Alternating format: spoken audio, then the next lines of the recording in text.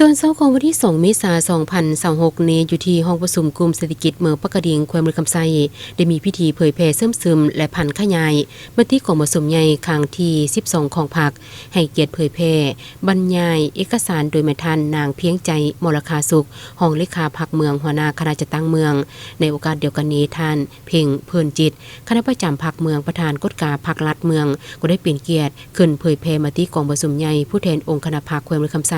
ครั้งที่8โดยมีประธานคณะบริหารงานพรรคเมืองหัวหน้าและคณะห้องการกองบัญชาการปกส.และพนักงานสมาชิกพรรคภายในเมืองเข้าร่วมรับฟังทั้งหมด96สหายหญิง28สหาย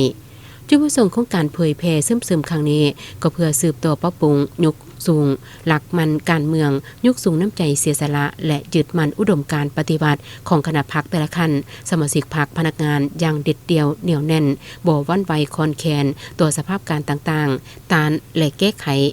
ทัศนผิดเขวต่างๆตีถอยลัทธิคำพีตายตูอาจญาสิทธิเอกชนเด็ดเดียวและแก้ไขการเสื่อมถอยด้านคุณทาสการเมืองคุณสมบัติศีลธรรมปฏิบัติและแบบแผนดำรงชีวิตของสมาชิกพรรคพนักงานเพิ่มทวีความสามัคคีเป็นเอกภาพภายในพรรคและทั่วสังคมให้หนักแน่นยิ่งขึ้นในใส่สร้างการหันเปลี่ยนที่แข็งแรงเลิกเซิงและหอบด้านในทุกโครงเขตประการเป็นตนการสร้างการหันเปลี่ยนทางด้านความรู้ทัศนะด้านแนวคิดและการกระทำส่งเสริมด้านดีแก้ไขความบกพร่องข้อคงค้างและสิ่งท้าทายในระยะที่ผ่านมา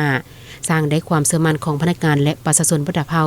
ต่อการนำพาของพรรคและการบริหารคุ้มครองของรัฐสืบต่อที่นำพาปกปักรักษาและสร้างสรรค์พัฒนาประเทศชาติก็คือแขวงเมืองคำไซให้มีความเจริญก้าวขึ้นไปเรื่อยๆ